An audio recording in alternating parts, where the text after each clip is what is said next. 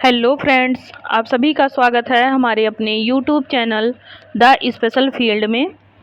साथियों, आज हम बात कर रहे होंगे इस वीडियो में previous year question paper solve करने की, और इसी श्रृंखला को हम आगे बढ़ाते हुए आज एचआई ट्रेड का सेकेंड ईयर का थर्ड सेमेस्टर का सेकेंड थ्योरी पेपर सॉल्व करने वाले हैं।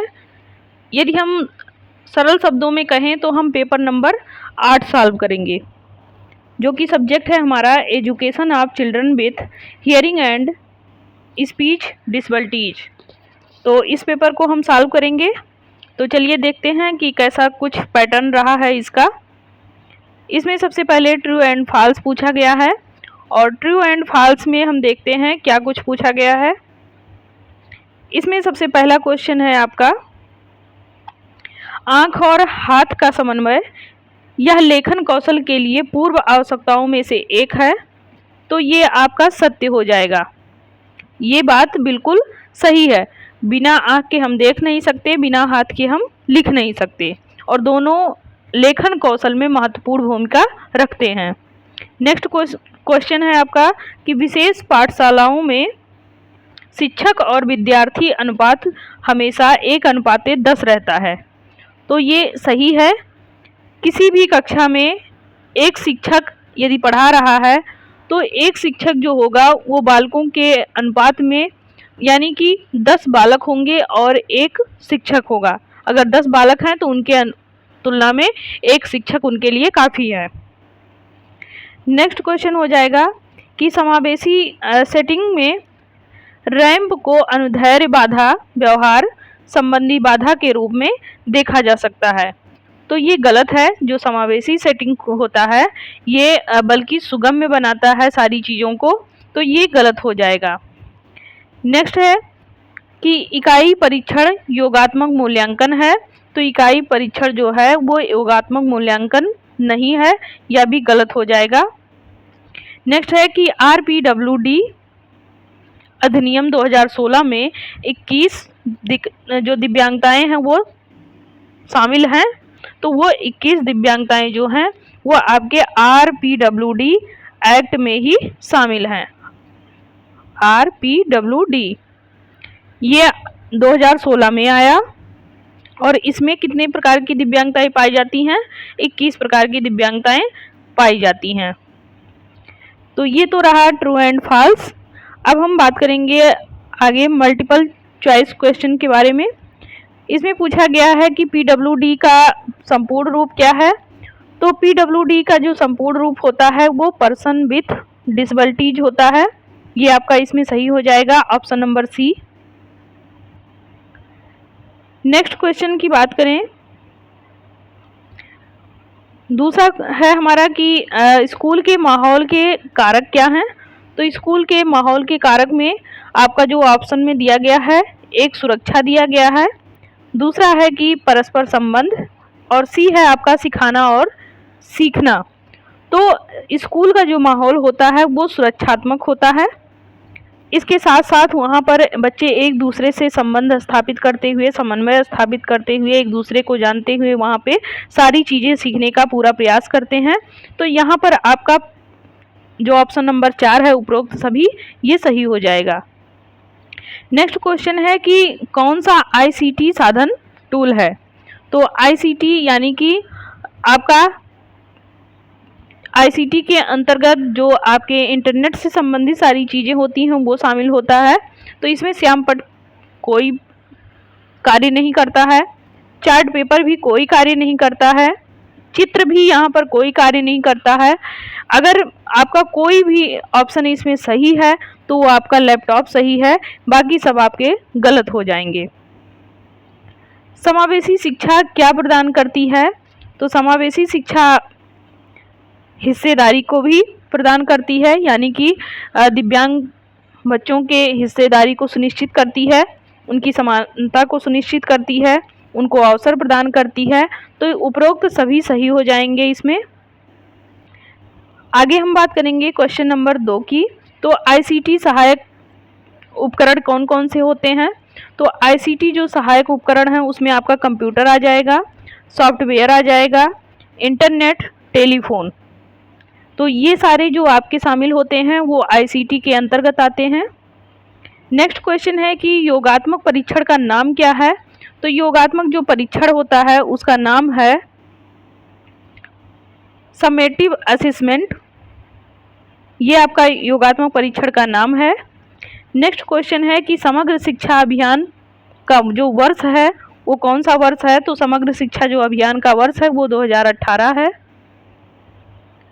आगे हम बात करेंगे कि CWHI का पूर्ण रूप क्या है? तो CWHI यानी कि चिल्ड्रन विथ हियरिंग इम्पेयरमेंट, ये इसका फुल फॉर्म हो जाएगा। अगला क्वेश्चन है कि RPWD एक्ट या अधिनियम 2016 का अनुच्छेद जो 20 है उसका क्या कहना है? तो RPWD अधिनियम 2016 कानून के सभी महत्वपूर्ण इसमें भाग शामिल हैं जिनका उद्देश्य श्रवण बाधित लोगों के साथ साथ विकलांग व्यक्तियों के अधिकारों और उनके कल्याण को बढ़ावा देना है, यानी कि उनके अधिकारों की रक्षा करना और उनको अवसर प्रदान करना, ये सब सुनिश्चित करता है।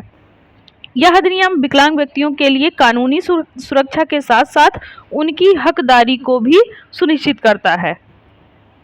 तो इसमें आप देख सकते हैं कि 2016 यानी कि RPWD एक्ट 2016 के कार्य क्या हैं, यानी कि उसका कार्य क्या है कि दिव्यांग व्यक्तियों को सकलांग व्यक्तियों के साथ में ही जोड़कर रखना, उन्हीं के जैसे सारे अधिकारों को प्रदान करना।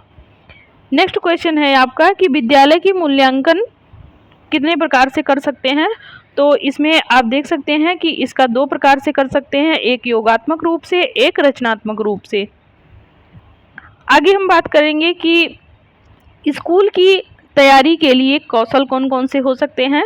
तो स्कूल की जो तैयारी है उसमें कौशल की जो आवश्यकता है उसमें आपका संज्ञानात्मक कौशल, दूसरा हो जाएगा सामाजिक और भावात्मक कौशल, भाषा और संचार कौशल,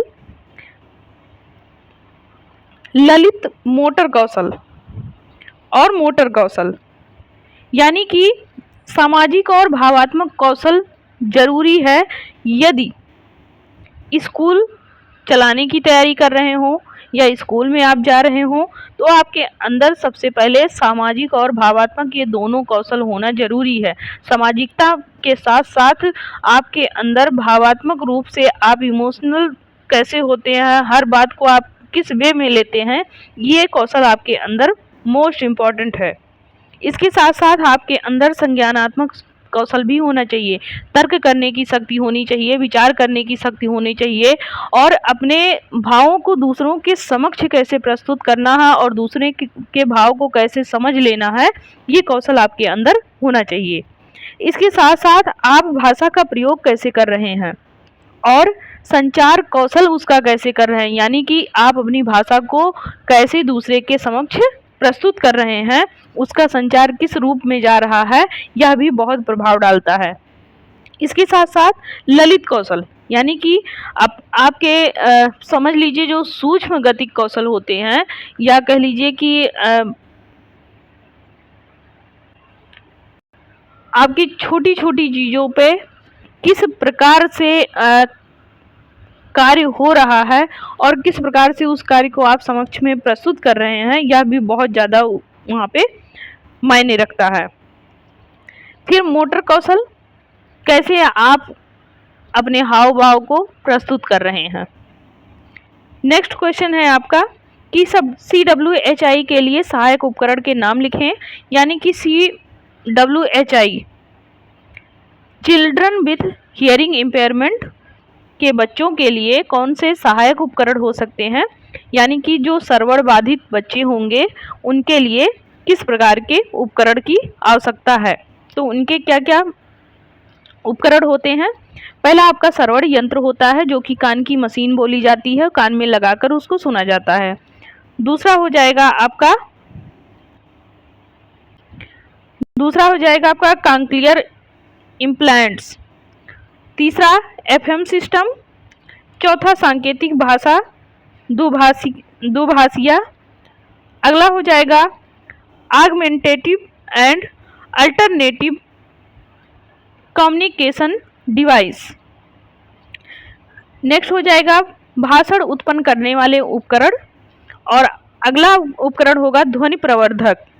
तो ये सभी जो उपकरण दिए गए हैं ये आपके CWHI बच्चों के लिए बहुत ही महत्वपूर्ण होते हैं और उनको सुनने में मदद करते हैं, या फिर ये जो यंत्र है ये उन्हीं बच्चों के स्पेशल नीड्स के लिए बनाया गया है। नेक्स्ट क्वेश्चन है कि हितधारकों की भूमिका क्या है। हितधारकों की जो भूमिका है उसमें सबसे पहला है कि सहायता प्रदान करें, सहायता प्रदान करें। दूसरा है अधिवक्ता जो हो वो सुचारू रूप से कार्य को कर सके। नेक्स्ट हो जाएगा आपका सहयोग करें। अगला है विशिष्ट सेवाएं प्रदान करें, उनको जिस भी चीज़ की आवश्यकता हो वो उनके लिए उपलब्ध कराएं। अगला है सकारात्मक दृष्टि प्रदान करें।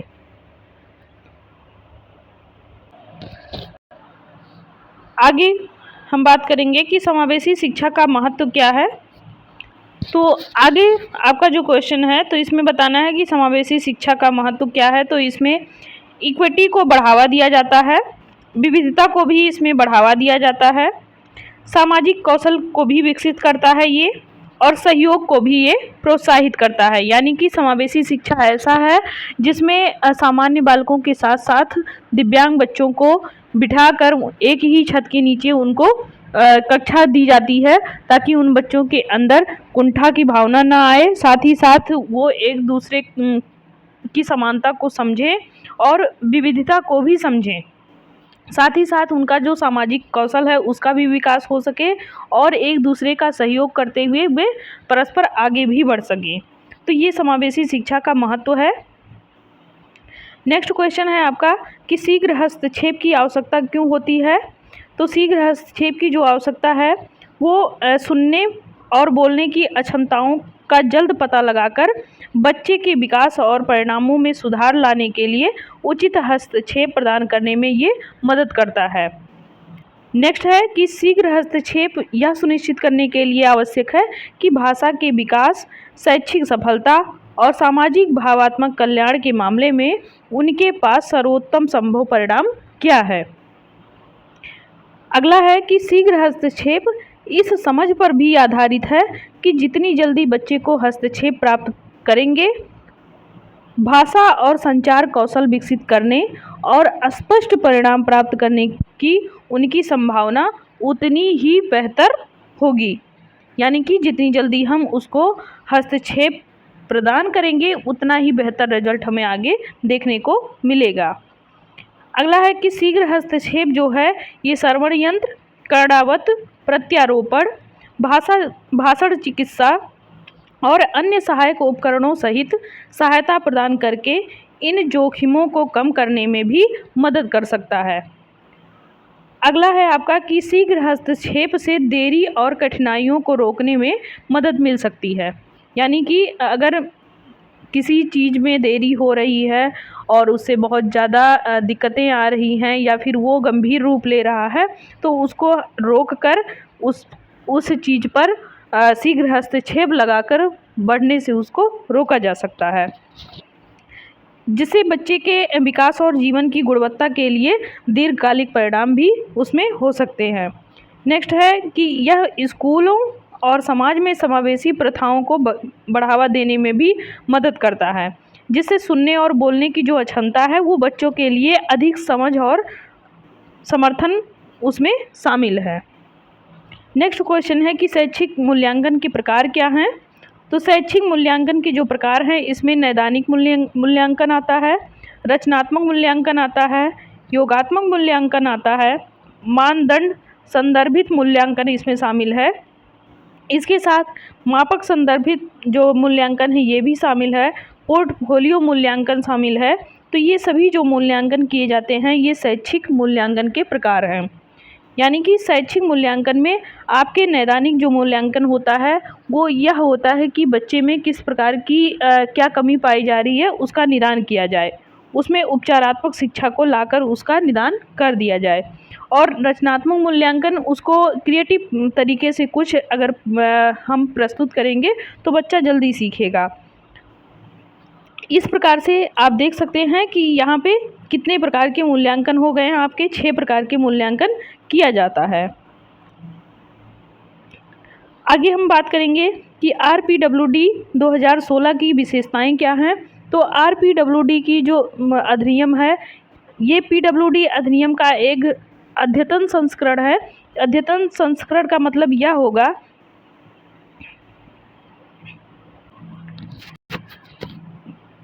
कि जो PWD एक्ट था वो 2016 के पहले आया था, जो भारत में विकलांग व्यक्तियों के अधिकारों और उनकी रक्षा या कल्याण को मजबूत करने का पूरा प्रयास करता है, उनको समान भागीदारी प्रदान करता है और उनके अधिकारों की रक्षा करता है। यह अधिनियम जो है इसके कुछ प्रमुख विशेषताएं हैं, जैसे कि विकलांग जो व्यक्ति हैं उनकी परिभाषा को ये विस्तार करते हुए श्रवण हानि सहित अन्य श्रेणियों की हानियों को भी इसमें शामिल किया जाता है। यानी कि केवल श्रवण बाधित व्यक्ति ही या श्रवण दिव्यांगता ही नहीं इसमें शामिल है, बल्कि इसमें और भी दिव्यांगताएं शामिल हैं RPWD एक्ट 2016 में। मैं आपको यह भी बता दूं कि RPWD 2016 में कितने प्रकार की दिव्यांगताएं शामिल हैं, ये आप लोग कमेंट बॉक्स में भी लिखिएगा। इसमें 21 प्रकार की दिव्यांगताएं शामिल हैं। अब आपको ये बताना है कि PWD एक्ट 1995 में कितने प्रकार की दिव्यांगताएं शामिल हैं, ये आप लोग कमेंट बॉक्स में लिखिएगा और इसका आंसर भली बात दीजिएगा, ताकि पता लग सके कि आप लोगों की तैयारी कितनी बेहतर है। अगर इस प्रश्न का आंसर आप लोग सही देते हैं तो इसका मतलब आप लोग तैयारी कर रहे हैं। इसके साथ साथ आप लोग RCI के अंतर्गत कितने प्रकार की दिव्यांगताएं हैं, NTA के अंतर्गत कितनी प्रकार की दिव्यांगताएं हैं, यह भी आप लोगों को बताना होगा। तो आप लोग कमेंट बॉक्स में लिखना मत भूलिएगा। ये जो भी बच्चे इस वीडियो को वॉच करेंगे वो लिख रहे हैं तो इसका मतलब वो तैयारी अच्छा कर रहे हैं। आगे हम बात करेंगे कि 2016 में विकलांग व्यक्तियों के लिए कानूनी अधिकारों और पात्रताओं का भी प्रावधान, जैसे कि शिक्षा, रोजगार या फिर उनके पहुंच का अधिकार जो है ये इनको प्रदान किया जाता है। इसके बाद दिव्यांग व्यक्तियों के सशक्तिकरण के लिए भी राष्ट्रीय और राज्य स्तरीय कोष की भी स्थापना की गई है। तो ये क्या था, आपका RPWD एक्ट 2016 की विशेषताएं था। आगे हम बात करेंगे नेक्स्ट क्वेश्चन की। नेक्स्ट क्वेश्चन है हमारा कि समुदाय आधारित पुनर्वास के 5 घटक कौन कौन से हैं। तो 5 घटक जो हैं उसमें आपका आएगा स्वास्थ्य, शिक्षा, आजीविका, सामाजिक और अधिकारिता। यानी कि एक समुदाय में अगर रहना है, पुनर्वास कहीं करना है, तो उसके लिए आपका स्वस्थ होना ज़रूरी है। स्वस्थ होने के साथ साथ आपको शिक्षा भी ज़रूरी है। यदि शिक्षा है तो उस शिक्षा को साधन मानते हुए हम अपनी जीविका को चला सकते हैं, रोजी रोटी चला सकते हैं। इसके साथ साथ हम समाज में अपनी एक पहचान भी बना सकते हैं, और जब हम समाज में अपनी पहचान बना लेते हैं तो हमें एक अधिकार प्राप्त हो जाता है, यानी कि हमें एक अधिकार मिला हुआ होता है। उस अधिकार के माध्यम से भी हम ये सारी चीज़ें प्राप्त कर सकते हैं। लेकिन जब ये सारी चीज़ें हमें पहले से प्राप्त होती हैं तो हमारा अधिकार खुद ब खुद कायम रहता है। अब हम आगे नेक्स्ट क्वेश्चन की बात करेंगे। नेक्स्ट क्वेश्चन है कि विभिन्न प्रकार के बाधा रहित वातावरणों को उदाहरण सहित समझाइए।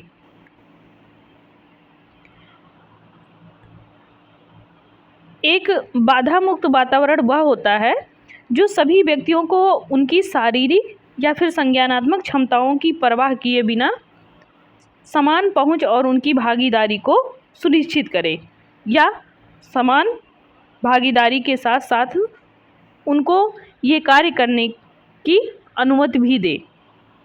विभिन्न प्रकार की जो बाधाएं हैं जिनका सामना विकलांग व्यक्तियों को करना पड़ सकता है या करना पड़ता भी है, जिनमें उनके व्यवहार संबंधी या शारीरिक संबंधी हो या फिर शैक्षिक या फिर सामाजिक बाधाएं शामिल हैं। ये सभी क्या करते हैं कि उनमें बाधाएं डालते हैं और इन बाधाओं से उन्हें निकलना पड़ता है। आगे हम बात करेंगे कि व्यवहारिक बाधाएं, इसी में आपके व्यवहारिक बाधाएं भी शामिल हैं, जिसमें व्यवहार संबंधी बाधाएं आती हैं, जैसे कि नकारात्मक दृष्टिकोण, अविश्वास या पूर्वाग्रह जो है।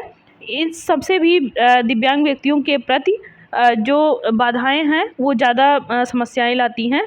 ये बाधाएं जैसे कि रूढ़िवादिता, भेदभाव और सामाजिक बहिष्कार के रूप में भी प्रकट हो सकती हैं। जैसे कि समाज में रूढ़िवादिता ज़्यादा रहता है, अंधविश्वास ज़्यादा रहता है और अंधविश्वास के चलते दिव्यांग व्यक्तियों को काफ़ी चीज़ों का सामना करना पड़ता है। उनके साथ भेदभाव भी ज़्यादा होता है और समाज से उनको बहिष्कार भी किया जाता है। और अगर हम देखें तो जगह जगह पर इनके लिए अवरोध पैदा किए जाते हैं। इनको अवसर प्रदान नहीं किया जाता है कि ये भी आगे चल के कुछ कर सकें और ये अपने अनुभव जो होते हैं, यानी कि जो इन्होंने अनुभव के द्वारा प्राप्त किया होता है जो भी ज्ञान, उसको ये दूसरे के समक्ष प्रस्तुत भी नहीं कर पाते हैं। कहीं ना कहीं वो सिमट कर रह जाता है। और इनकी जो व्यवहारिक बाधाएं होती हैं उस पे काबू पाने के लिए जो विकलांग व्यक्ति होते हैं या दिव्यांग व्यक्ति होते हैं, उनकी शिक्षा को रोक दिया जाता है और उनके जागरूकता और सकारात्मक दृष्टिकोण को बढ़ावा देने की भी आवश्यकता होती है। लेकिन इन सब चीज़ों में भी कभी कभी बाधाएं देखने को मिल जाती हैं। आगे हम बात करें तो इसमें भौतिक बाधाएं भी शामिल हैं। पर्यावरणीय जो कारक है वह भी शामिल होता है, जो दिव्यांग व्यक्तियों के सार्वजनिक स्थानों या फिर भवनों या और जो सुविधाएं हैं वहाँ के पहुँच को भी ये सीमित कर देते हैं। वहाँ तक ये दिव्यांग व्यक्ति पहुँच नहीं पाते हैं। और भी बाधाएं हैं, जैसे कि सीढ़ियाँ, संकरे दरवाजे, दुर्गम या सार्वजनिक जो परिवहन है, इन सब में शामिल हैं। ये सारी बाधाएं जो हैं ये भौतिक रूप में सामने आती हैं दिव्यांग व्यक्तियों के। आगे हम देखें तो शैक्षिक बाधाएं, शैक्षिक बाधाओं में आप देख सकते हैं कि इनके जो आगे प्रशिक्षण प्राप्त करने के हो या शिक्षा प्राप्त करने के हो, उनके अवसरों को ये जो दिव्यांग व्यक्ति होते हैं इनके सामने लाने में अनेक चुनौतियों का उल्लेख मिलता है। इन बाधाओं में दुर्गम पाठ्यक्रम, जैसे कि इनके अनुकूल कोई पाठ्यक्रम ना बनाया गया हो या फिर इनके अनुकूल पाठ्यक्रम प्रस्तुत ना करना ताकि ये बच्चे शिक्षा ग्रहण न कर पाएँ। इनके अनुकूल ऐसे व्यवसाय न उपलब्ध कराना जिनमें ये अपने आप को सुगम समझें, या फिर इनके प्रति नकारात्मक दृष्टिकोण रखना कि ये बच्चे कुछ कर नहीं पाएंगे। आगे हम बात करें अगर सामाजिक बाधा की, तो आप देख सकते हैं कि सामाजिक बाधाओं में क्या शामिल होता है।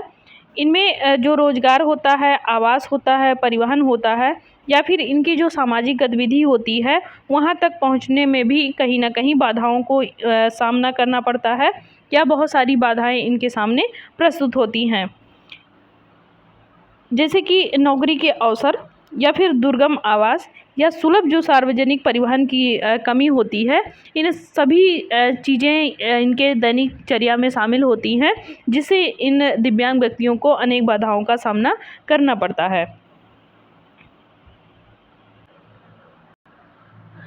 अब हम बात करेंगे नेक्स्ट क्वेश्चन की।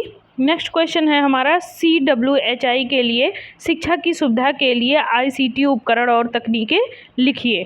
तो सूचना और संचार प्रौद्योगिकी ICT का जो हिंदी में नाम है सूचना और संचार प्रौद्योगिकी यानी कि ICT उपकरण और तकनीकें सुनने और बोलने की अक्षमता वाले जो छात्र होते हैं उनके लिए ये अत्यधिक फायदेमंद होता है। उनके सीखने के अनुभव को बढ़ाने और उनका जो संचार है उसको सुधारने में ये अपना भरपूर मदद करता है। सुनने और बोलने की जो अक्षमताएं वाले जो छात्र हैं, यहाँ कुछ सामान्य रूप से उपयोग किए जाने वाले जो ICT उपकरण हैं उनके बारे में कुछ नाम दिया गया है। तो आप देख सकते हैं कि पहला है अनुशीर्षक और उपशीर्षक। ये ऐसी तकनीक है जिनके माध्यम से श्रवणबाधित बच्चे सीखते हैं। Speech to text software, video conferencing के जरिए भी बच्चे सीखते हैं। इंटरएक्टिव वाइट बोर्ड इसके माध्यम से भी बच्चा सीखता है। डिजिटल स्टोरी टेलिंग और लर्निंग मैनेजमेंट सिस्टम, इन सब के माध्यम से जो सर्वर बाधित बच्चा होता है वो सीखता है। आगे अनुशीर्षक और उपशीर्षक क्या है? अनुशीर्षक और उपशीर्षक का उपयोग ऑडियो जो सामग्री है उस पर पाठ आधारित जो संस्करण प्रदान किए जाते हैं, ये बच्चे सुनने में जो अक्षम होते हैं, ये छात्रों के लिए बहुत ही उपयोगी होता है। जिनमें जो ऑडियो सामग्री होता है वो सुनने में मदद करता है या उनकी कठिनाई को भी दूर करता है धीरे धीरे, और जिनको ये कठिनाई होती है उनमें ये बच्चे धीरे धीरे जो बोलने की क्षमता होती है उसको धीरे धीरे पाने में कुछ सक्षम होने लगते हैं। अगला है स्पीच टू टेक्स्ट सॉफ्टवेयर। तो स्पीच टू टेक्स्ट जो सॉफ्टवेयर होता है वो बोले गए शब्दों को टेक्स्ट में बदलने के लिए या फिर स्पीच रिकग्नाइजेशन तकनीक का उपयोग करता है, और ये भाषण अक्षमता वाले छात्रों के लिए उपयोगी हो सकता है जिन्हें बोलने में कठिनाई होती है। इसके साथ ही सुनने वाले जो अक्षमता वाले छात्रों के लिए भी ये बोले गए शब्दों को समझने में भी कठिनाई होती है, तो इन बच्चों के लिए स्पीच टू टेक्स्ट सॉफ्टवेयर जो होता है वो थोड़ी मदद करता है। वीडियो कॉन्फ्रेंसिंग के जरिए भी छात्रों और शिक्षकों के बीच दूरस्थ संचार की जो सुविधा के लिए वीडियो कॉन्फ्रेंसिंग टूल का उपयोग किया जा सकता है, और यदि उन छात्रों के लिए ये उपयोगी हो सकता है जो दिव्यांग व्यक्तियों के कारण व्यक्तिगत रूप से कक्षा में उपस्थित होने में समर्थ होते हैं। अगला है इंटरएक्टिव व्हाइट बोर्ड। तो इंटरएक्टिव व्हाइट बोर्ड का जो उपयोग है ये दृश्य जानकारी प्रदर्शित करने और इंटरएक्टिव सीखने की गतिविधियों को भी सुविधाजनक बनाने के लिए किया जा सकता है। अगला है आपका डिजिटल स्टोरी टेलिंग। तो डिजिटल स्टोरी टेलिंग जो आपका है ये कहानियाँ बनाने और उसको साझा करने के लिए या फिर मल्टीपल टूल का उपयोग करने में इसको शामिल किया जाता है, और ये सुनने और बोलने की जो क्षमता वाले छात्र हैं उनके लिए ये बहुत ही उपयोगी उपकरण होता है। आगे हम बात करेंगे learning management system. Learning management जो सिस्टम होता है LMS इसका शॉर्ट फॉर्म है। ऑनलाइन प्लेटफॉर्म में जो शैक्षिक सामग्री और संसाधनों के वितरण की जो सुविधा है प्रदान करता है। इससे और सुनने और बोलने की जो अक्षमता वाले छात्रों के लिए ये सुलभ होने के लिए डिज़ाइन किया गया है, यानी कि इन बच्चों के लिए ये ऐसा डिज़ाइन किया गया है ताकि ये बच्चे इसे आसानी से सीख सकें। आगे हम बात करेंगे नेक्स्ट क्वेश्चन की कि समुदाय आधारित पुनर्वास के विभिन्न गुण और दोष लिखें। तो समुदाय आधारित जो पुनर्वास है इनके गुण दोष क्या है? समुदाय आधारित जो पुनर्वास है यानी कि CBR, यह एक रणनीति होती है जिसका उद्देश्य होता है कि जीवन की गुणवत्ता में सुधार करना, यानी कि जीवन की गुणवत्ता में सुधार करना, और जो दिव्यांग व्यक्ति हैं उनके लिए समुदाय में इनको शामिल करना है। ये एक सहयोगी दृष्टिकोण होता है जिसमें जो दिव्यांग लोग होते हैं उनके परिवारों, समुदायों के सदस्यों और स्वास्थ्य और पुनर्वास पेशेवरों को इसमें शामिल किया गया है। आगे हम बात करें इसके गुण की, तो CBR का जो गुण होता है ये अपने समुदायों में जो दिव्यांग लोग होते हैं उनको सामाजिक समावेशन और भागीदारी में वृद्धि करता है। इसके साथ साथ ग्रामीण और दूरस्थ क्षेत्रों में लोगों के लिए स्वास्थ्य देखभाल और पुनर्वास सेवाओं तक के बेहतर पहुंच तक भी इनको बढ़ावा देता है। आगे बात करें कि जो दिव्यांग लोग होते हैं उनके परिवारों का जो सशक्तिकरण है उसके साथ साथ पुनर्वास प्रक्रिया में भी इनके सक्रिय भागीदारी को भी ये बनाते हैं। फिर CBR का काम है कि पुनर्वास सेवाओं को भी कम लागत में, क्योंकि CBR जो पारंपरिक संस्थागत देखभाल की तुलना में अक्सर खर्चीला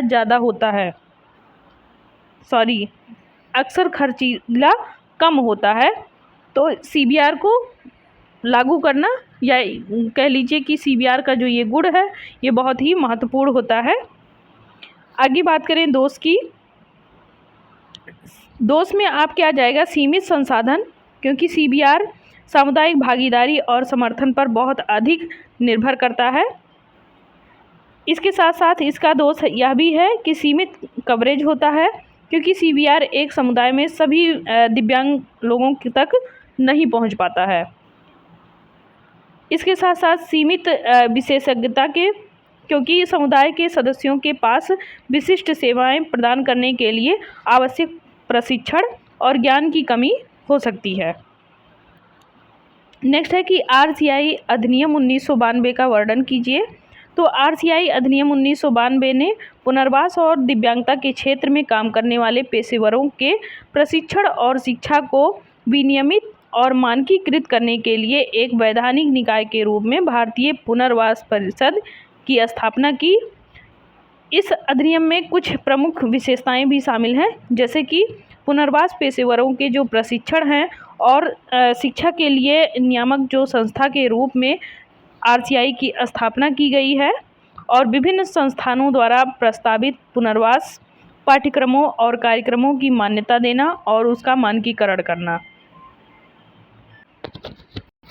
यानी कि जो ये आरसीआई होता है, इसके जो प्रस्तावित पुनर्वास होते हैं या पाठ्यक्रम होते हैं और या कार्यक्रम होते हैं, ये सभी जो इन सभी का जो मान्यता देना है या फिर मानकीकरण करना है, ये सभी कार्य किसके होते हैं? आरसीआई के होते हैं। और विभिन्न संस्थानों का संचालन करना, पाठ्यक्रम तैयार करना, पुनर्वास प्रदान करना, रोजगार के अवसर देना, ये सभी जो विशेषताएं पाई जाती हैं, ये सभी विशेषताएं आरसीआई की होती हैं। तो हमारा जो ये पेपर सॉल्विंग का ये पैटर्न चल रहा था, ये हमारा यहीं पे समाप्त हुआ। और जो एचआई के बच्चे हैं, इस पेपर को भली भांति पढ़ लें। ये पेपर नंबर 8 है आप लोगों का।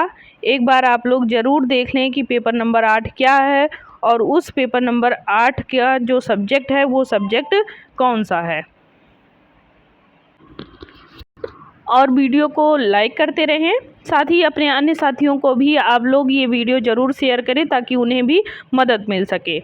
और जहाँ कहीं भी समझ में ना आ रहा हो, आप लोग कमेंट बॉक्स में लिखें। यदि मुझे वो क्वेश्चन समझ में आता है या फिर मैं उसको कहीं से भी ढूंढ के आप लोगों के लिए सॉल्व करा दूंगी। तो तब तक के लिए स्वस्थ रहें, मस्त रहें, अच्छे से पढ़ाई करते रहें। गर्मी ज़्यादा है तो बाहर ना निकलें, घर में ही रहकर पढ़ाई करें। और तब तक के लिए बाय बाय। फिर मिलेंगे किसी अन्य previous year question paper solve करते हुए।